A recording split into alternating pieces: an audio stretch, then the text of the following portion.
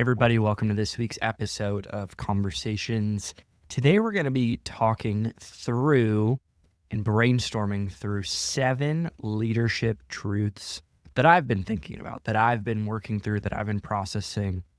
And I think this is truly going to help you regardless of the context in which you're living. You could be in the church, you could be in the business world, you could be a stay-at-home mom. I think it's all relevant. I think leadership transcends just pockets or niches. I think it's applicable to everything in our lives. So I'm going to just share 7 thoughts I'm currently processing, currently working through, even as an individual, not even about anybody else, but myself, an introspective journey that I do believe will help you as well. And again, these are just going to be 7 leadership truths, but I wouldn't necessarily even call them a truth. I would call them just a perspective or even a thought that I think potentially could help you, because you know this, you don't go to a conference for 10 sessions. You go to a conference for one thought, one sentence, one idea that could change the trajectory of your life. And I think that's very much so with podcasts. You don't listen to a 30-minute podcast to memorize the whole episode. You do to get one thought that will help you grow. And I believe it'll be in one of these 7 thoughts. So number 1, if no one's growing around you, you're not leading, you're just standing in front. I think this is more practical than not. Like literally, if you're not leading somebody, you might just be standing in front. The best example I can give is a parade has a front man too. Parades have somebody who walks in the front. That doesn't mean that they're the leader. That just means that they're in front. And just because you're in front does not mean you're leading. It doesn't mean they're in charge of where it's going. If you really want to know who's in charge of where you're going, look at who controls the culture of your organization. That person is the most influential and strongest leader on your team. Because that's all what leadership is. Leadership is literally taking someone somewhere, and that includes yourself, leading yourself somewhere. You're leading somebody somewhere. And leadership isn't being looked at, it's being followed into something better. That's the point. The point of leadership isn't just to get eyes or views or impressions. It's actually somebody following you somewhere, oftentimes in the unknown. And that to me is a trustworthy leader. That's a person who is actually worth following, is somebody that you don't have to question whether or not they're going to make right decisions, whether or not they're going to step into everything that's on their life. And we know that they will step into everything and help us get into where we're supposed to be going. So again, if no one's growing under you, you're not leading. You don't get credit for people being around you, only for what's happening to them because of you. And again, leadership isn't about getting credit, but at the end of the day, think about in your job context, you don't just get credit for just having people around you. Like you can gather people, but you don't do anything with those people. That doesn't necessarily translate to growth. And again, it's only for what's happening to them because of you in an indirect or direct way. And that's challenging, right? If you look at the people, you'll be able to determine a leader. So if I look at the people and I see people being developed, I see people being confronted and growing and innovating, I think those are all great traits to say, man, I'm leading today. I am a leader. A leader leads people, not just standing out front. Number 2, leaders don't chase clarity, they create it. If your leadership and your team is squinting, your leadership is dim. Because again, this is the recipe for a true leader. They don't just aspirationally chase clarity, they create clarity. Everything about your communication, your strategies, the way you talk to people on one-on-ones and also conference calls, it should be through a lens of clarity. The more clear you can get, the better people can understand whether or not they're going to say yes or say no. And people are going to say no, and that's okay. Every no is another opportunity for a yes. And you have to look at it that way. Some will, some won't. So what? Next. And I had a sales manager tell me that 5 or 6 years ago, and I still think of it to this day. Think of it in the context of cold calls. Some are going to pick up, some won't. That's okay. Because again, every single time, it doesn't end up in a sales call that just is another opportunity for another person to say yes. So again, what I'm talking about here is vision. How do you make vision clear and how do you make vision plain? Because that's in Nehemiah. That's the Bible. Make it plain and write it down. Why? Because people can't follow chaos and people need to be able to follow clarity.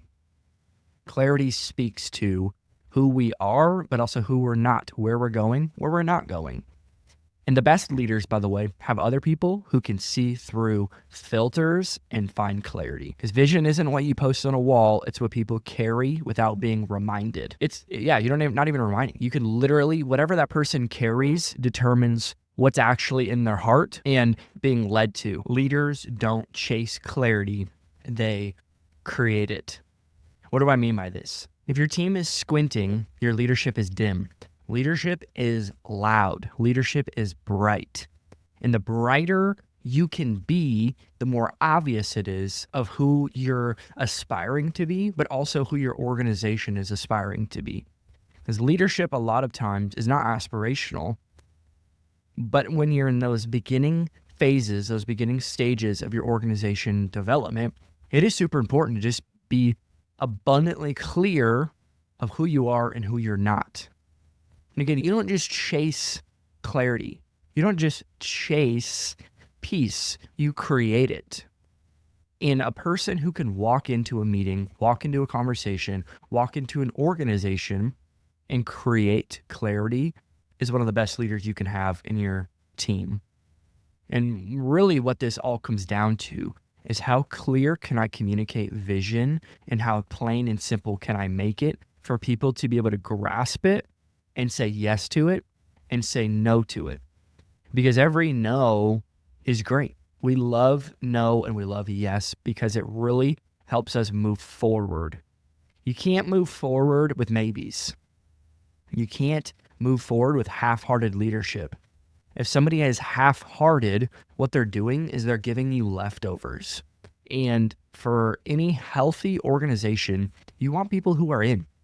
And you want people who are out to be out. And that doesn't mean that they're not valuable, that they can't make a difference somewhere else, but it's probably just not going to be in your organization because you need to be clear. And you're not chasing clarity, you create clarity. And how you can create clarity, by the way, is stop thinking about vision as just something you post on a wall. It's what people carry without you reminding them what it is. So that's an easy vision, clarity conversation you can have with all of your leaders. What is our vision?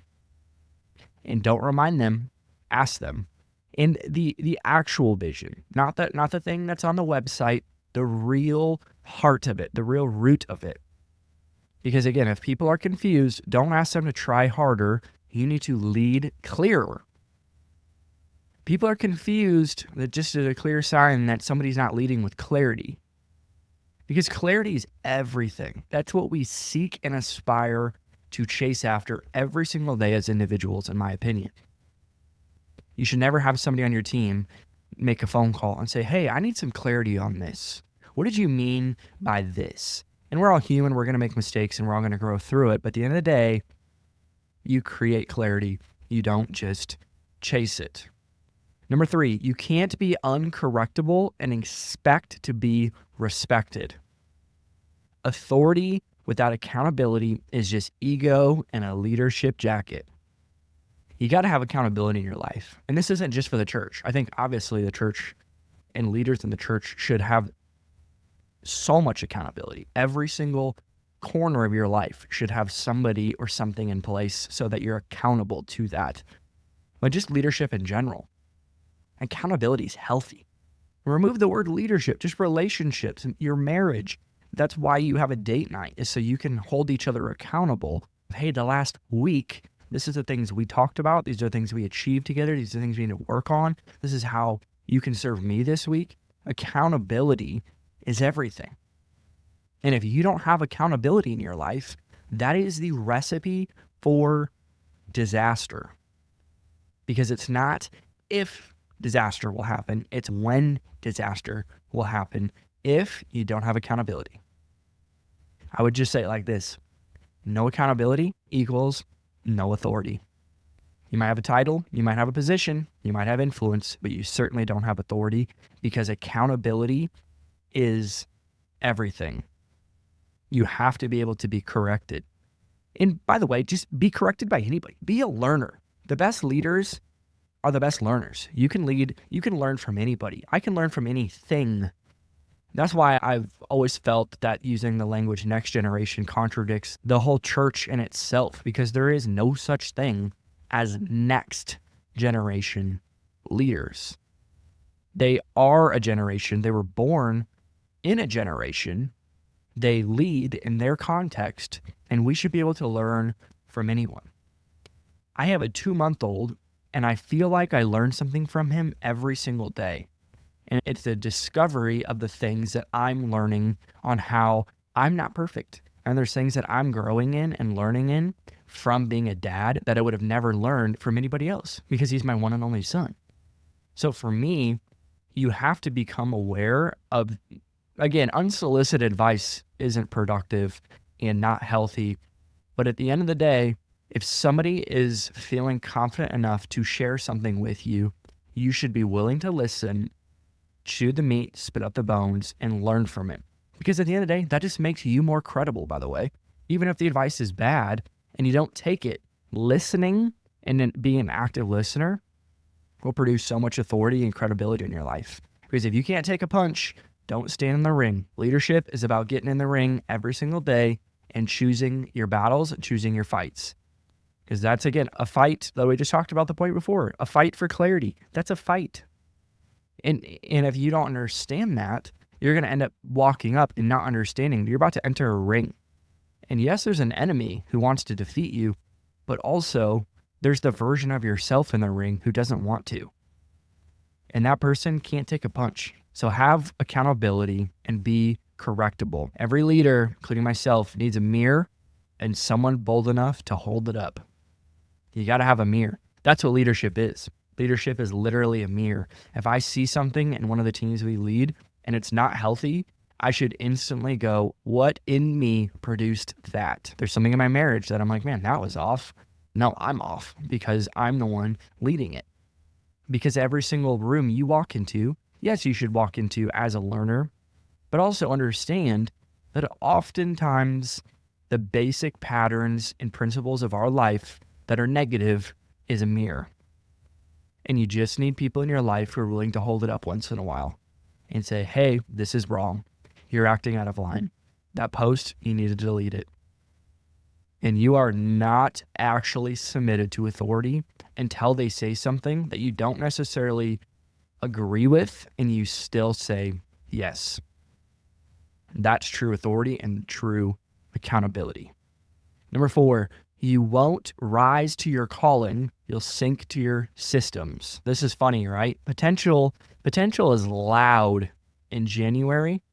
Discipline is loud in December. Discipline produces better leaders than motivation could ever create. And I'm going to be honest, I've never seen a YouTube video that's 5 minutes and has the Rocky theme song on it that talks about discipline. It's about motivation. Motivation gets you going. Discipline keeps you growing.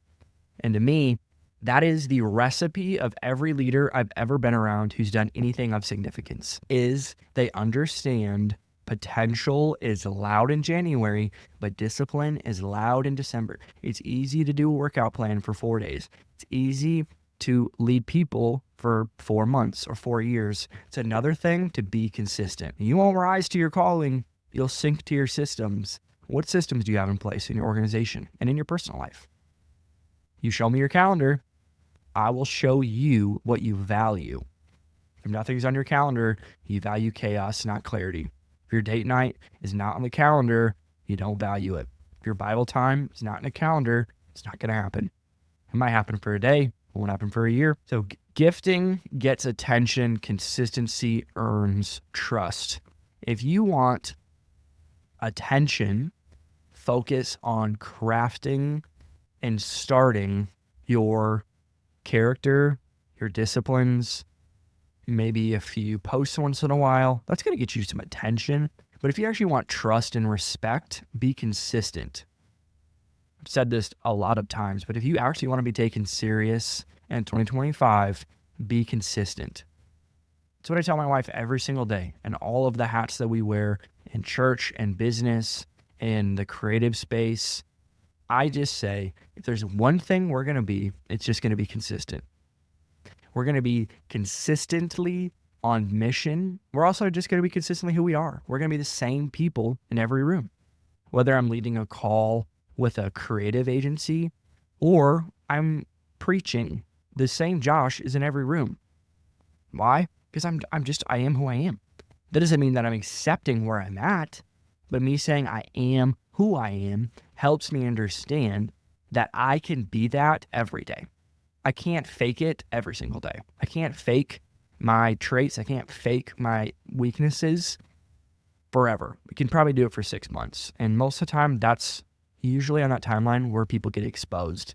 It's because they're faking who they are. So don't just dream big. Live small, sharp, and steady. I believe in big vision, but I also believe in big discipline.